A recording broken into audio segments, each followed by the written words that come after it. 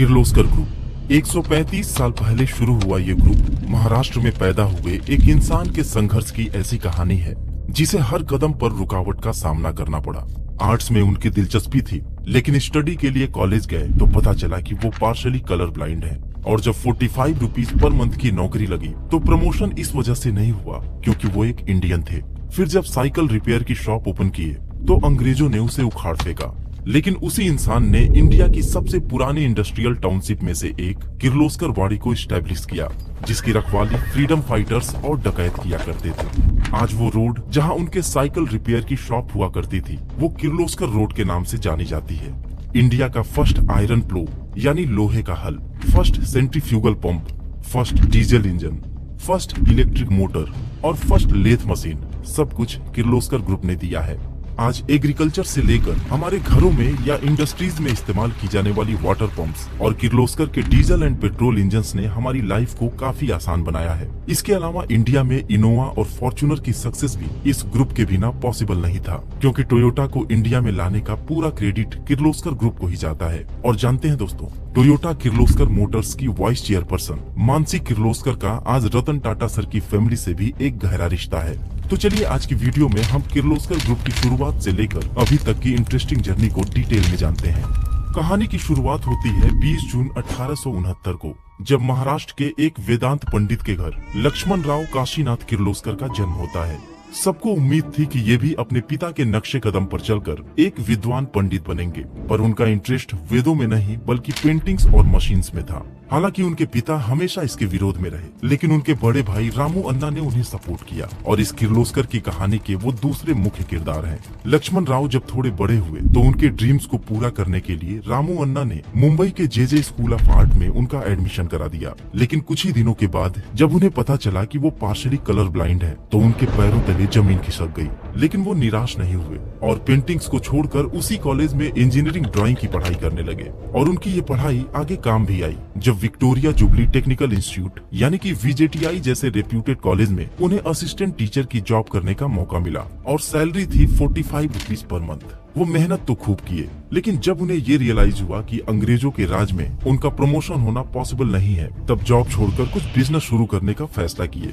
और शुरुआत मुंबई से हुई, जब लक्ष्मण राव वहाँ से साइकिल्स परचेज करके अपने टाउन बेलगांव भेजा करते थे और उनके भाई रामू अन्ना उसे कुछ प्रॉफिट पर सेल कर देते थे। फिर साल आया 1888, जब लक्ष्मण राव मुंबई छोड़कर बेलगांव आ गए और वहीं रोड के किनारे साइकिल के सेल्स एंड रिपेयर की शॉप खोल दिए। दरअसल उनका मेन फोकस था फार्मर्स की हेल्प करना, इसलिए वो अमेरिकन मैगजीन्स और वहाँ फार्मिंग में होने वाले इन्वेंशंस पर नजर रखते थे। एक दिन अचानक उनकी नजर चारा काटने की मशीन पर पड़ी, जो उन्हें बहुत काम की चीज लगी और यहीं से उनके दिमाग में एक बिजनेस शुरू करने का आइडिया आया। और वो आइडिया था फार्मर्स की हेल्प के लिए मशीन्स एंड टूल्स का प्रोडक्शन करना। और इस तरह किर्लोस्कर ब्रदर्स के विशाल बिजनेस एम्पायर की शुरुआत हुई, जिसका फर्स्ट प्रोडक्ट था इंडिजिनस चाफ कटर। इस चारा काटने की मशीन को लोगों ने खूब पसंद किया, जिसने लक्ष्मण राव और रामू अन्ना के कॉन्फिडेंस को बढ़ा दिया। फिर इसके बाद साल 1903 में किर्लोस्कर ने इंडिया का फर्स्ट आयरन प्लो यानी कि लोहे का हल मार्केट में उतार दिया। लेकिन शायद लक्ष्मण राव की किस्मत में रुकावट के बिना कोई काम होना लिखा ही नहीं था, क्योंकि लोगों ने ये कहकर इस लोहे के हल का विरोध करना शुरू कर दिया कि ये लोहे के हल हमारी उपजाऊ जमीन के लिए जहर है।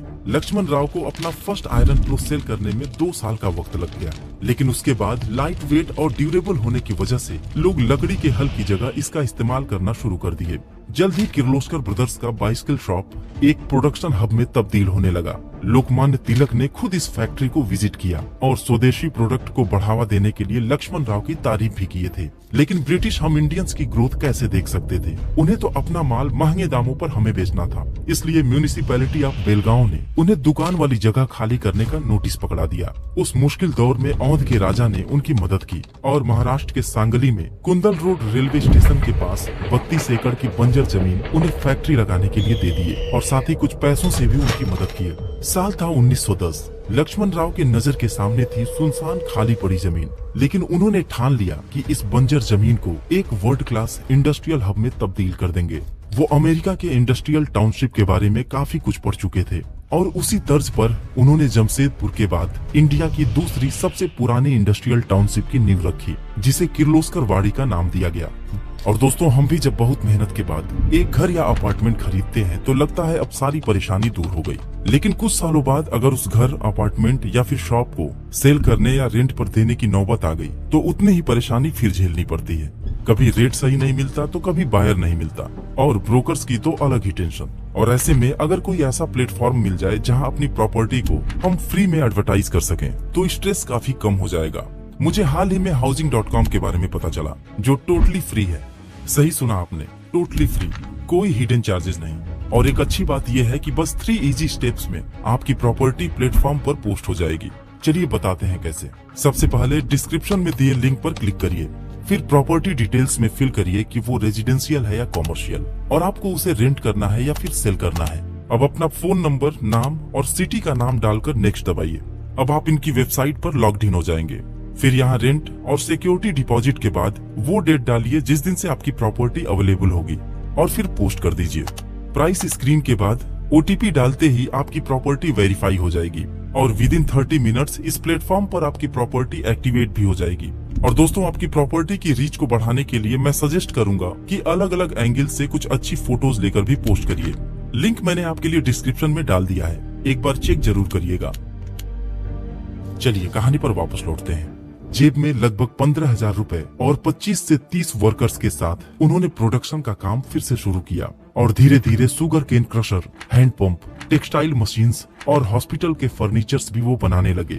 लेकिन एक बार फिर उनके ऊपर मुसीबत आने वाली थी, क्योंकि फर्स्ट वर्ल्ड वॉर की शुरुआत हो चुकी थी और आयरन ओर की कमी से उनका प्रोडक्शन रुकने की कगार पर था। लेकिन उस वक्त सोलापुर के राजा ने उनकी मदद की और अपने पुराने रस्टेड टैंक्स और वेपन्स उनको दे दिया, ताकि लोहे के हल का प्रोडक्शन ना रुके। लक्ष्मण राव भले ही एक ब्राह्मण परिवार से थे, लेकिन वो अनटचेबिलिटी के बिल्कुल खिलाफ थे। वे गरीब और पिछड़े लोगों को काम पर रखते थे। साथ ही सजा काट चुके कैदियों और डकैतों को भी किर्लोस्कर वाड़ी में नाइट वॉचमैन की नौकरी दी जाती थी, ताकि फिर से वो एक नॉर्मल लाइफ जी सके।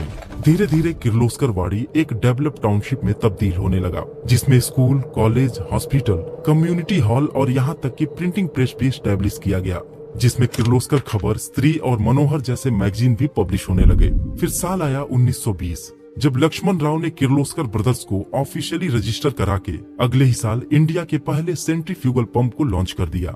लक्ष्मण राव के 4 बेटे थे, जिसमें से सबसे बड़े बेटे शांतनु राव को उन्होंने अमेरिका की MIT में पढ़ाई के लिए भेज दिया।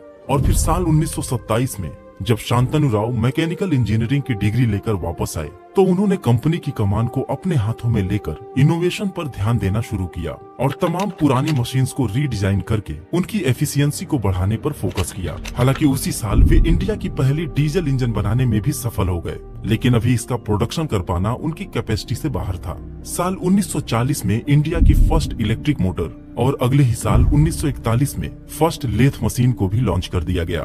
जहां एक तरफ किर्लोस्कर का बिजनेस तेजी से आगे बढ़ रहा था, वहीं दूसरी तरफ अंग्रेजों से आजादी के लिए लोग सड़कों पर उतर गए थे। लक्ष्मण राव भी स्वदेशी के समर्थक थे, इसलिए पूरा किर्लोस्कर वाड़ी महात्मा गांधी के साथ आजादी की इस लड़ाई में उतर गया।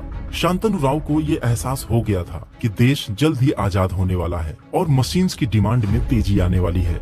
यही सोचकर वे साल 1946 में कर्नाटका के हरिहर में मैसूर किर्लोस्कर लिमिटेड, बेंगलोर में किर्लोस्कर इलेक्ट्रिक कंपनी और पुणे में किर्लोस्कर ऑयल इंजन्स लिमिटेड की शुरुआत कर दिए। और फिर जब साल 1947 में देश आजाद हुआ तो लक्ष्मण राव हरिहर चले गए और वहाँ फार्मिंग वगैरह में अपना समय बिताने लगे। आखिर उनकी उम्र भी 80 साल के आसपास हो चुकी थी, लेकिन कुछ बड़ा करने की भूख अभी भी शांत नहीं हुई थी। एक बार जब शांतनु राव ने उन्हें पुणे आने को कहा तो लक्ष्मण राव बोले कि जब तक पहला ऑयल इंजन फैक्ट्री से बाहर नहीं निकलता मैं पुणे नहीं आऊंगा। शांतनु राव और उनकी पूरी टीम ने दिन रात एक कर दिया और दिसंबर 1948 में first indigenous oil engine factory से बाहर आया। उस सक्सेस को सेलिब्रेट करने जब लक्ष्मण राव बेंगलोर से पुणे अपनी फ्लाइट से रवाना हुए तो आसमान साफ था। रास्ते में किर्लोस्कर वाड़ी दिखा। Roads, houses, buildings, factory sets, ये सब देखकर उन्हें अपनी जिंदगी का पूरा सफर याद आ गया। और साल 1956 में 87 इयर्स की एज में लक्ष्मण राव किर्लोस्कर की डेथ हो गई। उसके बाद शांतनु राव ने किर्लोस्कर के बिजनेस एक्सपेंशन पर ध्यान दिया और कुआलालंपुर में एक फैक्ट्री सेटअप करने के बाद मलेशिया और यूरोप किर्लोस्कर का मेजर मार्केट बन गया। किर्लोस्कर के पंप्स और डीजल इंजन की डिमांड पूरी दुनिया में बढ़ने लगी। फिर साल 1983 में शांतनु राव के ग्रैंडसन संजय किर्लोस्कर को कंपनी की बागडोर सौंपी गई, जिन्होंने रिसर्च एंड डेवलपमेंट पर ज्यादा ध्यान दिया क्योंकि मार्केट अब कॉम्पिटिटिव हो रहा था और 1991 के बाद तो कई विदेशी कंपनीज भी इंडिया में आने लगी थी। हालांकि अगर साल 1950 से लेकर 1991 तक की बात की जाए तो कंपनी के एसेट में 32,000% का इजाफा हुआ था।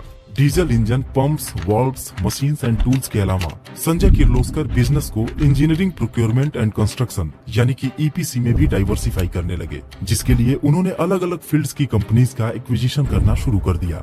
शुरुआत साल 2002 में यूके की सबसे बड़ी pump manufacturing company SPP pumps के एक्विजिशन से हुई और फिर साल 2006 में इंडिया की एक leading construction company Aban construction का एक्विजिशन करने के बाद उन्हें गुजरात गवर्नमेंट की नर्मदा प्रोजेक्ट जैसा बड़ा इरिगेशन प्रोजेक्ट का कॉन्ट्रैक्ट हासिल हुआ। फिर साल 2007 में कोल्हापुर स्टील्स लिमिटेड, 2010 में साउथ अफ्रीका की ब्रेबार पंप्स लिमिटेड, 2014 में अमेरिका की सिंक्रोफ्लो और 2015 में नीदरलैंड की रोडेल्टा पंप्स को एक्वायर करके किर्लोस्कर ने सबको हैरान कर दिया और उसके बाद इतना तेजी से आगे बढ़े कि वो दुनिया के सबसे बड़े पंप प्रोड्यूसर्स में से एक बन गए। देखा जाए तो शांतनु राव के दोनों बेटों में से चंद्रकांत किर्लोस्कर के नेक्स्ट जनरेशन ने ही किर्लोस्कर ग्रुप के कोर बिजनेसेस को आगे बढ़ाया, जिसमें फ्लैगशिप कंपनी किर्लोस्कर ब्रदर्स की कमान संजय किर्लोस्कर के हाथ में है, जबकि किर्लोस्कर ऑयल इंजन्स लिमिटेड और किर्लोस्कर फेरस इंडस्ट्रीज की बागडोर अतुल किर्लोस्कर के हाथ में है और छोटे भाई राहुल किर्लोस्कर न्यूमेटिक कंपनी के कामकाज को देखते हैं और ये चारों कंपनीज आज पब्लिक लिस्टेड हैं।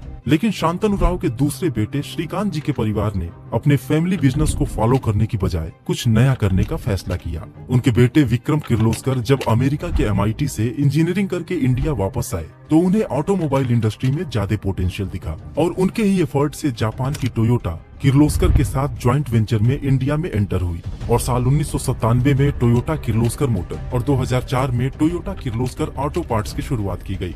टोयोटा के पास टेक्नोलॉजी थी और विक्रम किर्लोस्कर के पास इंडियन कस्टमर्स की अच्छी समझ और जबरदस्त मार्केटिंग स्किल्स। टोयोटा ने किर्लोस्कर के फीडबैक और सजेशंस के हिसाब से ही इंडिया में गाड़ियों को लॉन्च करना शुरू किया और आज टोयोटा के इंडिया में सक्सेस की एक बड़ी वजह किर्लोस्कर का साथ माना जाता है। तभी तो जहां ज्यादातर ऑटोमोबाइल कंपनीज के जेवीज ब्रेक हो गए, वहीं टोयोटा और किर्लोस्कर का साथ अभी भी बरकरार है। विक्रम किर्लोस्कर अभी टोयोटा को इंडिया में बहुत आगे ले जाने की प्लानिंग में थे, लेकिन साल 2022 में अचानक उनकी डेथ से कंपनी को बड़ा झटका लगा। लेकिन उनकी बेटी मानसी किर्लोस्कर ने कंपनी की रिस्पॉन्सिबिलिटीज को अपने हाथों में लेकर अपने पिता की विरासत को आगे बढ़ाने का फैसला किया। और हाँ, एक चीज मैं और बता दूं दोस्तों, मानसी किर्लोस्कर का टाटा परिवार से भी क्लोज रिलेशन है।